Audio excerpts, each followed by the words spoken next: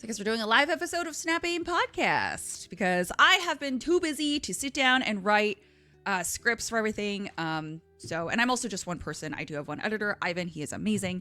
But unfortunately, it is just really, really difficult to get everything moving sometimes. So, yeah. I think the worst part about having an editor who lives in New York, which is like, there's nothing wrong with that. But like when I have shitty Spectrum internet, it's the fact of having to transport my file to him through the internet. And because my upload speed is fucked all the time, it's really hard. Hey, Spectrum, am I allowed to do my job? Fine, I'm cool, I'm fine. Microsoft and Asus's Xbox handheld appears in leaked photos. This appears to be Project Kinnan, an Xbox-branded version of the upcoming Asus ROG Ally 2. Well, we've heard rumors of Xbox making their own handheld anyways, so... the first photos of the Asus ROG Ally 2 have surfaced online thanks to regulatory listings, but with a twist, there are two versions of the gaming handheld, and one features a dedicated Xbox button. They reported, The Verge, this is from The Verge, we reported 2 months ago that Microsoft was working with Asus to develop an Xbox-branded handheld codenamed Project Kinnan, and this appears to be it. Interesting. I didn't realize that they were going to be doing this through a third party. I much would have preferred them doing their own, but I get that it's difficult to, and I know that Asus ROG Ally is really good. I actually held one of my friends, Max Scoville's, he has one, and I held it and I was playing some games on it, and I actually really liked how lightweight it was. Last night I was falling asleep and I was playing some Fallout 4 in bed, and oh my god, the Steam Deck is so heavy. It is so heavy. I love the Steam Deck. I love that there are things that are specifically approved and like Steam Deck verified, but I did love how light the ROG Ally felt. So the version of the Xbox branded handheld is a black version of the otherwise most identically white ROG Ally 2 with a small button in the top left corner bearing an engraved Xbox logo. That button is blacked out on the regular ROG, although will likely be replaced or removed in its production version. So let's take a look at these. So this is the Xbox one. Ew, God, it looks like, I'm so sorry, but it looks, if you're watching on video, it looks awful. Like, just imagine the dustiest, most thumbprinted-est, like someone just threw a bunch of flour on top of this console. It looks disgusting. You could, with the fingerprints on this, on the screen, you could probably get through someone's phone with their fingerprint identification screen. That's what I'm saying. Like, it's just so gross. Anyways, so this appears to be the device that they are talking about. The white one honestly looks a little bit better. I kind of like the white.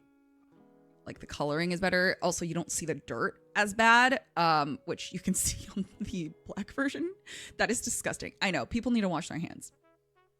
I actually don't mind the stick configuration, like the placement.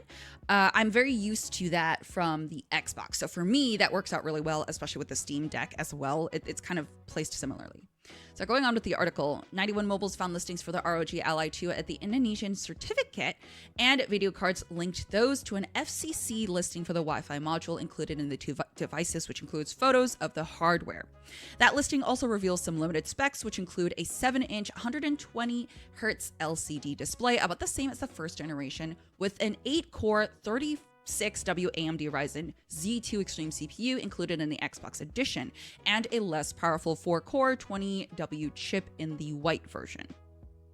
The design has also been altered with more molded controller grips on each side rather than the blocky sloped design of the ROG Ally. That leaves the hardware as a whole looking thicker than before, but perhaps it'll be more comfortable to hold.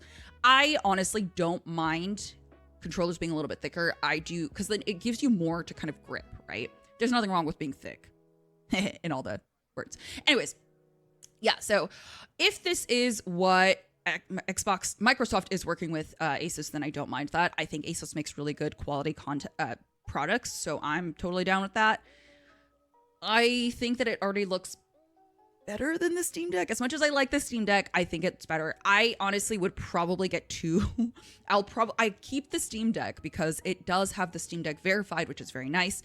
And then I think I would have this for Xbox dedicated games.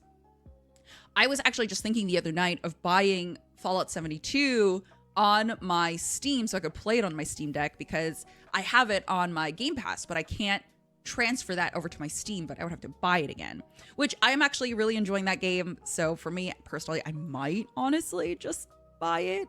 But at the same time, I feel like I could get way more out of my Game Pass if I buy a Microsoft specific device, especially if the games are made to be optimized on that device. I think that's better. Yeah, I know the current model. The Asus ROG Ally is actually really nice. Like I said, it's very light. This sounds like an ad read, but I promise it's not. I don't even have it. I'm just jealous because I was torn between that and getting that and a Steam Deck. Steam Deck has done me great so far.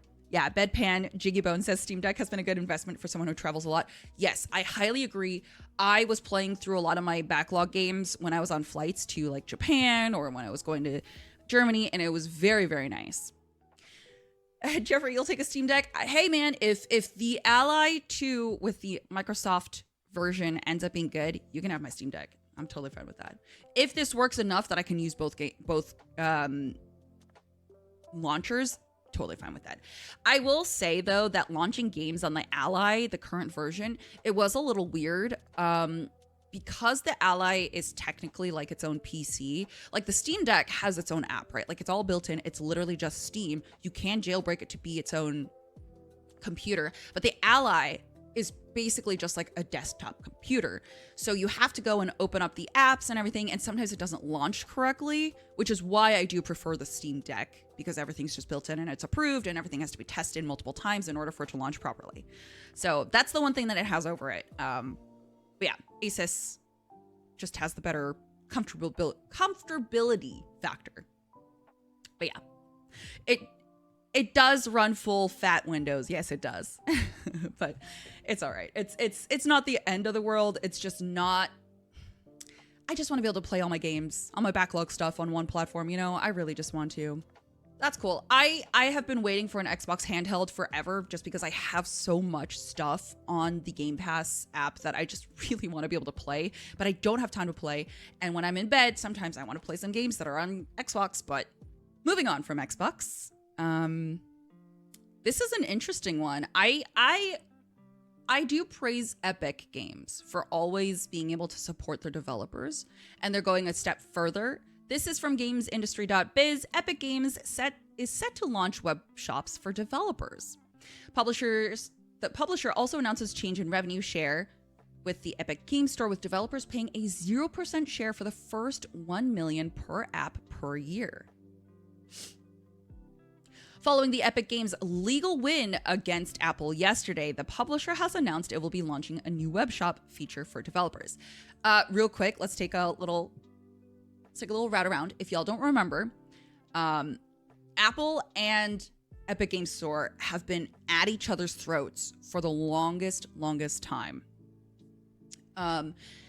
Epic didn't like that Apple would be having their own fees on mobile purchases, which a lot of places still do that. A lot of apps still do that, which was interesting. And it kind of turned people off of using Apple apps to access certain things. So like me included, I would just go on the webpage and buy stuff that way. Yeah, so like, for example, when I went to go re-up my Audible subscription, because your girl listens to audiobooks and loves them because they're a great way to, pass the time when you're cleaning dishes or anything. On the website, on the official Audible site, desktop site, it was normal priced, but if you buy it through Apple, it was inflated, which was very annoying. So having to bypass that was very frustrating. But GamesIndustry.biz actually reported on this. Apple can no longer collect fees on purchases made outside of the App Store in the US, as the court ruled. So this means that Fortnite is actually going to return to the App Store next week because they didn't want to inflate these prices. And if you remember, a few years ago, Fortnite, you had to go a roundabout way in order to download Fortnite onto your phone. I actually did that on my Samsung because I was like, wait, it's not on the app. I totally forgot about that. You have to download it separately, but you have to enable your phone to download unknown apps, which is not always great, right? So let's go ahead and read this real quick. Epic Games has claimed victory in its legal battle against Apple after a U.S. court enforced an injunction which prohibits the tech giant from collecting apps fees on app purchases made outside of its app store. In addition, Apple is no longer allowed to stop developers from encouraging US-based users to make payments via alternative methods like web transactions that circumvent its ecosystem. This ruling is effective immediately. As a result, Fortnite will return to the App Store in the US next week, as Epic's Tim Sweeney revealed on Twitter. The court enjoins Apple from implementing its new anti-competitive act to avoid compliance with the injunction. Effective immediately, Apple will no longer impede developers' ability to communicate with users, nor will they levy or impose a new commission on off-app purchases. The full ruling by the Northern District of California Court also refers Apple and its Vice President of Finance, Alex Roman, to the local U.S. attorney for investigation regarding criminal contempt. The Verge reports that Apple will appeal the order. Regarding Roman specifically, the order states he outright lied under oath.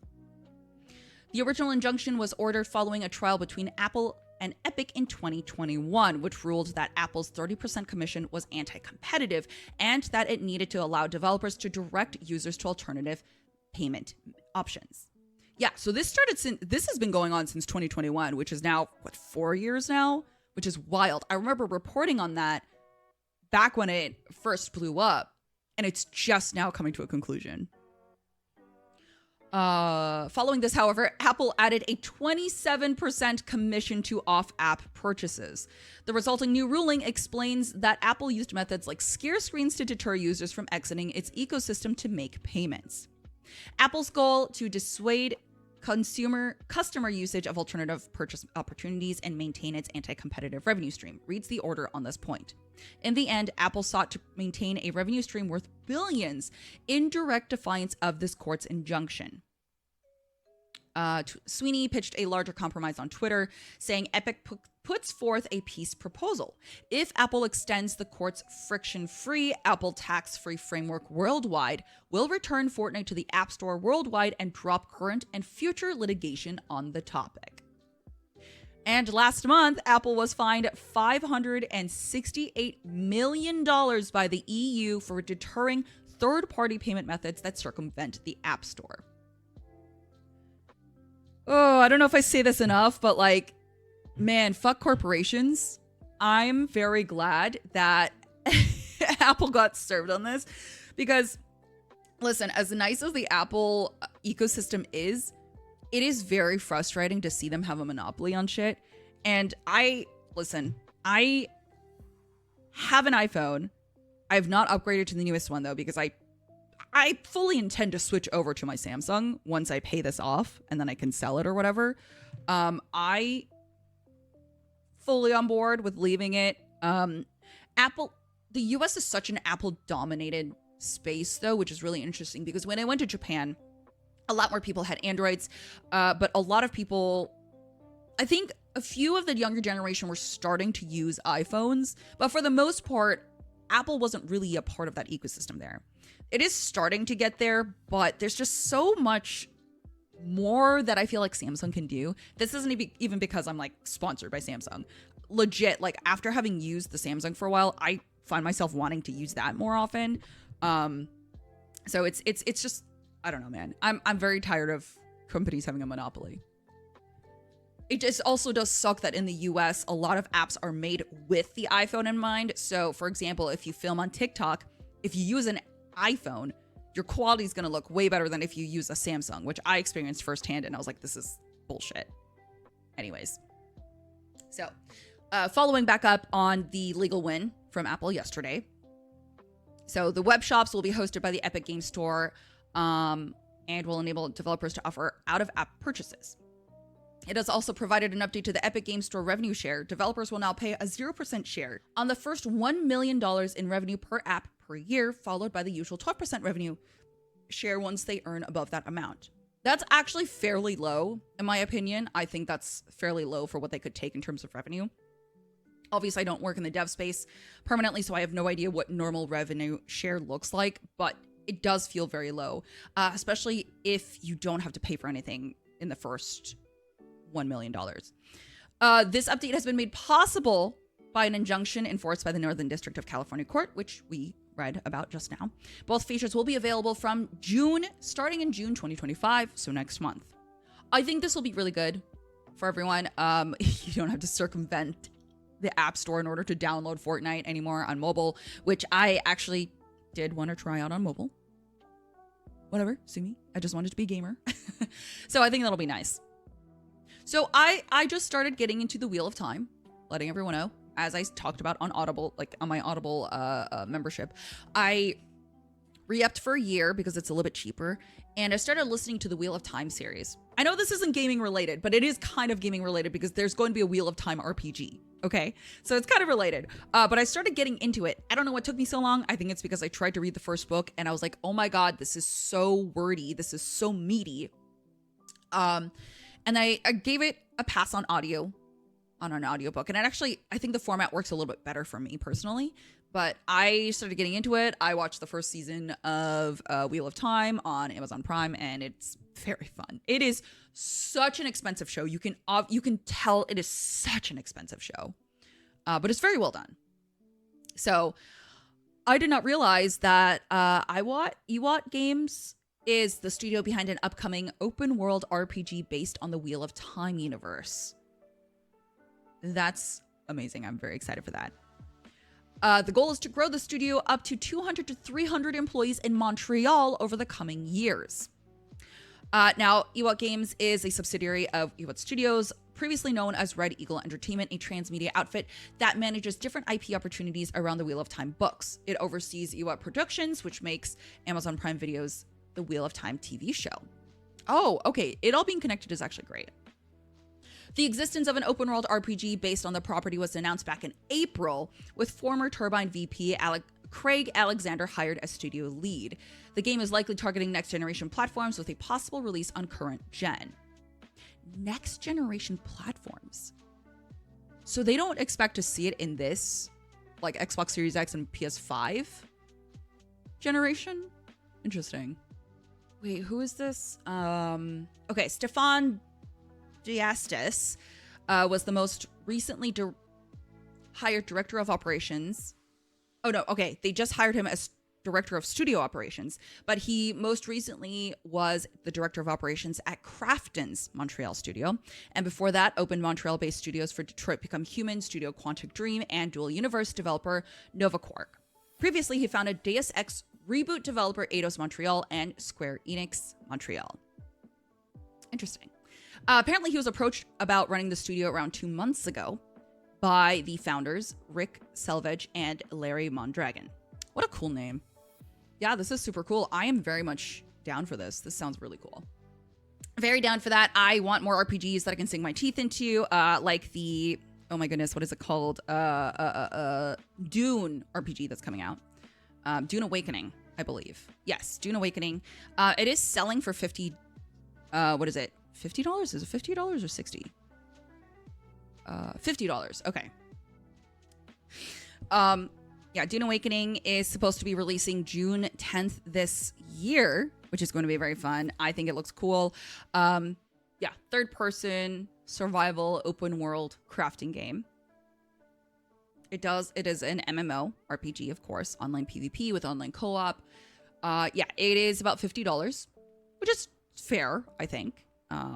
It does look like a massive, massive game. So I'm really excited for that, mostly because I do love the world of Dune. But if we get a Wheel of Time one, I'm so down, especially if you can choose what kind of Aes Sedai you want to be. Totally down. Anyways, talking about another game in our future, Doom: The Dark Ages. So excited for this one. Yes, Doom: The Dark Ages is coming very, very soon. Yes, May 15th. Dude, that's next week. That is next Thursday. I am very excited. Super excited. That's going to be fun. I think it looks great. I'm very excited to play it.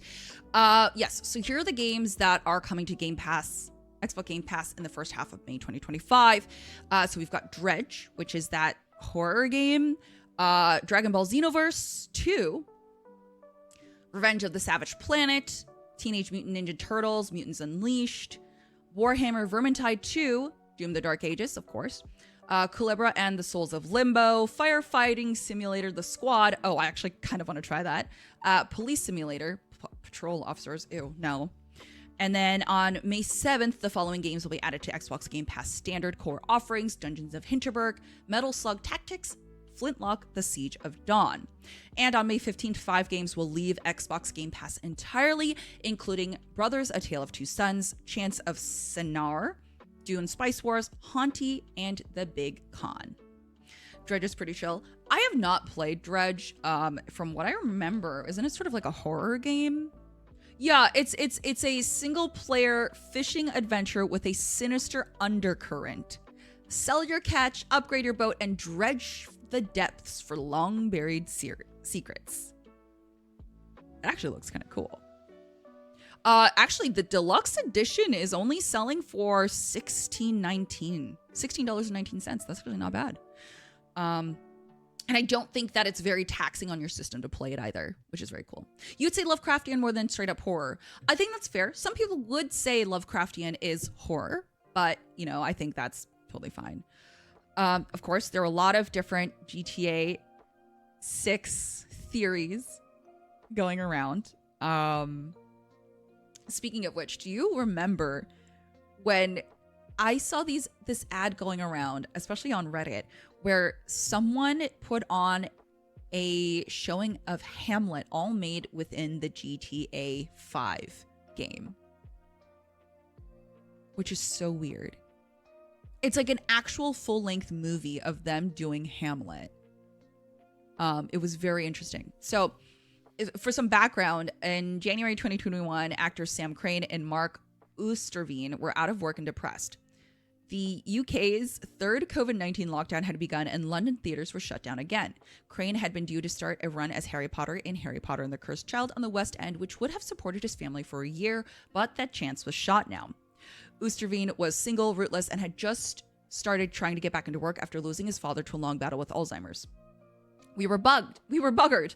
Crane's wife, filmmaker Penny Grills, who co-directed Grand Theft Hamlet with Crane, told Polygon. There was nothing to be done about the situation except play video games. Oosterveen, the gamer of the trio, showed his friend around Grand Theft Auto Online on PlayStation. Crane and Grills hadn't played games since they were kids, but had bought a PlayStation for their son the year before, somewhat reluctantly.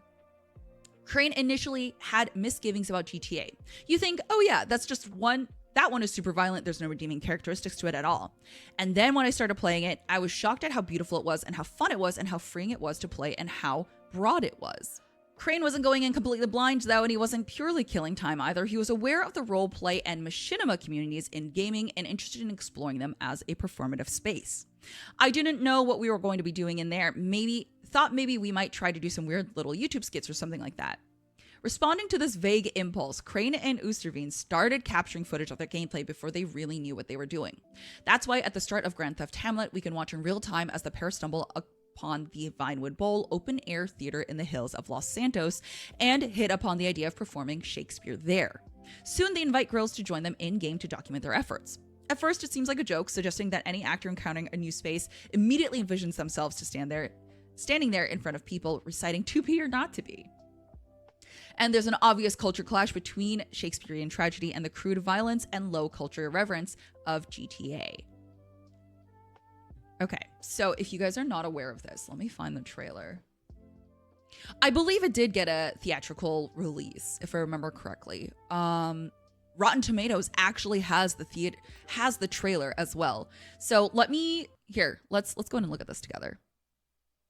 Yes, dude. This is the movie that was made in let's turn on some closed captioning. Let's get this all the way up. Okay, great. Okay. We are putting on a production of Hamlet in GTA Online for the first time ever. We are looking for actors, so come and audition. Please try to stop us. You can't stop our Oh. They got me. Oh my god, they're really coming down now, look. To be or not to be? That is the question. You're welcome to audition if you want. You're crazy, no? Okay, don't shoot us, please. Whether 'tis nobler in the mind to suffer the slings and arrows of outrageous fortune, or to take arms against the sea of trouble.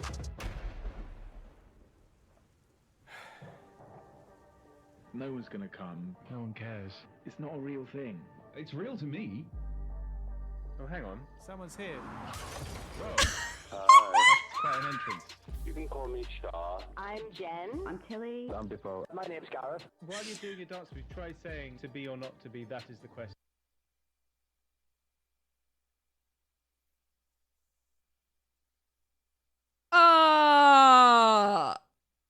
Enhance?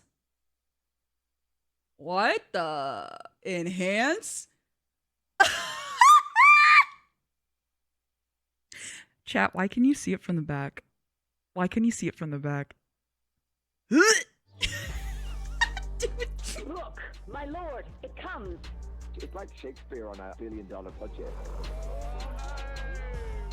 Cops are here. Maybe he's a purist. We just keep coming across these people who want to help us. That gives me hope that what we're trying to do is possible. Welcome, ladies and gentlemen, to Grand Theft Hamlet. It was actually in theaters, and if you saw it, it was actually in the it was actually in the UK film festival as well, which is really impressive. It's streaming on Mubi. I may need to watch this. Is this like another sub movie night that we do? Because like this is incredible. Anyways, so yeah, they were out of work and they decided to do this, which is very, very fun. Yeah. It's interesting that they use the same audio that's in game, so their mics sound crappy, which is really funny. Let's see. They re-recorded a few lines of dialogue to clean up the audio, but they deny setting up any events in the game just for their movie. Makes sense. I think that makes sense because since they used in-game to capture everything that happened around them, it makes sense that they would use the in-game mics, but yeah. Machinima's back! Yes. Yes. Grand Theft Hamlet is crazy, but it sounds so funny, and I'm actually really curious to see how it goes. I think one of my friends watched it and said it actually wasn't bad. But yeah. It is super funny though. I know the GTA 6 trailer dropped and people are really upset that it dropped with a year left in before it releases. I totally understand why GTA 6 is delayed, and I think it was going to be delayed from the start. Like I knew that it was not going to come out this year. I think I wanted it to, but I was like, this is a huge game. It needs to be good when it comes out. It has to be polished. It has to be immaculate. Especially with the way that they are advertising it. So I personally don't mind, just because I feel like this year has been a great year for games. Everything has been dropping, surprise drops. I mean, we've got Oblivion that came back. So for me, I'm fine with it. I know some fans who are very upset. Yeah. Rockstar had been way too quiet for this to drop this year. I kind of figured it was just not coming, which is fine, honestly. Yeah. Grand Theft Auto 5 sold more than 200 million copies since its debut on PlayStation 3 and Xbox 360. That's how old it was. It released on PS3 and Xbox 360. And you kind of forget about that because it's just been forever. Yeah, it does look really good. If you saw the trailer, I think it looks great. I think it looks really fun. The story is very compelling to me. I'm not gonna lie, I didn't finish the GTA 5 storyline just because I did not care about these people. Obviously they were very horrible, but I also didn't like feel a connection to them at all. So I was like, okay, well, I don't really feel the need to play this. And online was more intriguing to me at the time anyway, so I just played online. Yeah. Unlike Red Dead, which immediately caught my attention and I liked the story. It's so overwhelming though. The system is very overwhelming. I know I need to go back and finish it, but that story is immediately more gripping to me than GTA 5. Yeah. Oh, sure. Yeah. One thing to remember is that Rockstar hardly ever uses out-of-engine cutscenes. No, and I believe that because some of the movement in the cutscenes, if you look, some of the movement in the gameplay capture in the trailer, they looked very much like how characters move in GTA 5 in-game. So with players like us with trained eyes, we know that it is in-engine. And it's probably not going to look quite as polished, but it's going to look very close to what we saw. Yeah. Stonian, you're not the only one who liked GTA 4 story more than GTA 5. I think Jeffrey was just talking about that as well. Mizu, you saw a reel of a dad who had his child when GTA 5 came out and she's a whole ass teenager now. Please don't say that. I want to die. I want to die. Thank you. Yeah, Spartan, it felt like the cast of GTA 5 would not be out of place in Always Sunny. And here's the thing. I love Always Sunny. Always Sunny is great, but like, it's different when it's a video game format and it's kind of, I don't know, it feels like it's more of a serious storyline because it does get pretty serious. And I just was not interested. I just wasn't interested in it. I just was not interested. Oh, there's a Switch 2 accessory lawmaker lawsuit right now. Okay, so this is from Polygon. Back in January of this year, a third-party accessory manufacturer was showing off a bunch of accessories for the forthcoming Switch 2 at CES 2025. The problem, no one had officially seen a Switch 2 in the wild. Despite plenty of leaks, Nintendo wouldn't unveil the console until about a week after CES. Genki would later clarify that all of its designs were based on the leaked specifications of the Switch 2. Over the weekend, the Game Post reported that Nintendo was suing Genki's parent company, Human Things, claiming trademark infringement, unfair competition, and false advertising. Nintendo claims the accessories could have been misinterpreted as an official partnership with Nintendo. Back in January, Nintendo even had to make a statement clarifying that the gaming hardware that Genki presented as Nintendo hardware at CES is unofficial and was not provided to the company by us, as reported by the Japanese arm of CNET. Wow, even after the harsh response from Nintendo denying the partnership, Genki continued to pump up its accessory plans for the Switch 2. Just before the official Switch 2-centric Nintendo Direct, Genki posted a Genki Indirect on YouTube highlighting the wide range of Switch 2 products they were working on. In response to the lawsuit, Genki posted on X stating, "While we can't comment in detail, we're continuing preparations to fulfill orders and showcase our newest products at PAX East this week."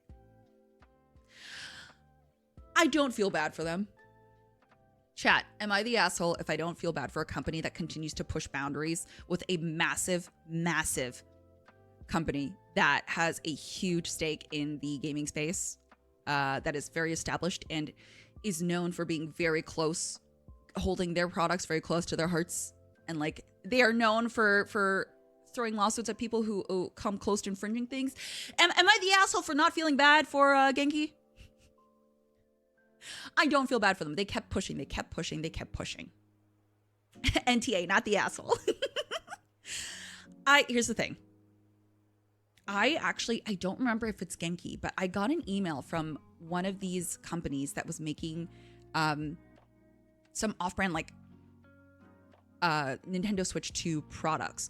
They actually emailed me saying, "Hey, would you be down if we sent you a fake Nintendo Switch 2 model and you showcased the accessories and the case that we're making by holding up this model, this fake model of a Switch 2?" And I was like, no, absolutely not. So I obviously just left them on red because I was not interested in that. But the amount of companies that are getting so bold about this, actions have consequences. I don't really feel bad for Genki. And the fact that they're going to go showcase their new products at PAX East, that's a weird flex. Hopefully it works out for them, I guess. I don't know. On more Nintendo Switch news, apparently, according to Cameron Faulkner, Switch 2's built-in storage can only fit 4 AAA games, which I think isn't a huge surprise. Nintendo Switch's internal capacity has always been kind of low, at least Nintendo in general, so I think that's not a big deal. Nintendo recently started taking pre-orders for the Switch 2 games through its online store, coinciding with the opening of Switch 2 consoles pre-orders. So the game file size, they went to that section on each page to see how much storage each game will require. Some Switch 2 game file sizes are much bigger than expected, closer in size to Windows PC counterparts than original Switch ports were. This makes sense given that Nintendo's upcoming console is powerful enough to run games at 1080p and beyond at fast frame rates. And yet, it'll only take a handful of games to completely fill up your Switch 2's built-in 256 gigabyte storage. So all the games that I'm about to list clock in at about just a little bit over 300 gigabytes. Okay, let's see. Nintendo's first-party games are some of the tiniest Switch 2 games in terms of install sizes. Mario Kart World is 23.4 gigabytes, while Donkey Kong Bonanza is somehow just 10 gigabytes. Switch 2 Edition upgrade packs range in size, with Tears of the Kingdom taking an extra 3.6 gigabytes beyond the base install, and Kirby and the Forgotten Land taking up an extra 11 gigabytes. Yes, so you will need a micro SD Express card for extra storage, which is fine. I mean, I think I have that, and it's fine. I don't think it's the worst thing, right? Like, I don't know. For me, even on my PC, I like to uninstall games that I'm not currently playing, even if I do have storage for it. It's just like an out of habit thing. So for me, I don't feel like this is going to be a problem. But yeah. You're holding out for the OLED version. I was going to do that, but my friend actually ended up getting a pre-order, and I was like, well, shit. All right. And it comes with Mario Kart. Mario Kart World. So, you know, if any friends come over, I guess we're whipping my Switch 2 out. So there we go. I know OLED screens are really, really nice. My Steam Deck does not have that. I think the Steam Deck, the second one, had that, right? I don't have that, but that's okay. The OLED screen on the Switch, current one, the Switch second, the latest Switch model has been really nice though. So I just don't know what to do with my original Switch now. Are you guys going to be selling your Switch, or are you going to be keeping it? Your hope is that you can buy a Switch 2 for a family member who's turning 13 this year. You'll keep yours for the memories. Oh, that's very nice of you. That's very nice of you. You need to finish Jedi Survivor. Dude, you know, I was just talking about that game the other day. I started playing that when I started playing that launch week, and it was kind of buggy. It was okay. I actually played through some of it on the Xbox live stream that I was doing, but it was okay. Like on PC, it was fine, but I was waiting for more fixes and such. I should go back and finish that as well. Why did you buy your Steam Deck 2 months before the OLED model came out? Oh, I'm sorry. You're gonna sell... Oh, okay. I thought you were gonna sell your Steam Deck. You're gonna sell your Switch. I see. Yeah, Mizu. I mean, if you don't need the Switch 2 now, I think that's fine. I think that's fine. You can wait on it, right? Like, it's not that big of a deal. Yeah, for me, I think in order to continue covering games, I do need it. Which sucks, but yeah. You don't want to sell your Switch because Zelda Joy-Cons won't work on Switch 2. They will, but not attached. From what I understand, you can, like, link them. For certain games, like, they will work. But yeah, you can't, like, attach them. So you can still have them work. That's, like, I have a ton of, like, pro Switch controllers. So I'm going to, especially for like parties and stuff, but I think you can attach them. It's fine, just wireless. So you need a Steam Deck more than a Switch. Would you be going for the Steam Deck or the ROG Ally? Joy-Cons are ass. I know. Yeah, dude. Listen, my hands are smaller, but like the Joy-Cons, when I'm holding it like this way, it feels like I'm holding a Kit Kat. Feels like I'm holding a Kit Kat. Stick with the console version of Jedi Survivor. I can't. I have the game on PC. I mean, I do have... Listen, when I played it, it was fine. Because I had, you know, I have a 4090, so... You need to pre-order the new GameCube controller. I forgot they have so many different controllers. I'm gonna be so broke, man. I'm gonna be so broke. I think that's why I'm so thankful that Game Pass exists. Because I'm just like, oh my god, there's so many games. I don't know where to start. Can you have my 4090? I need it. Maybe when I upgrade in 2 years. Your Switch doesn't get used.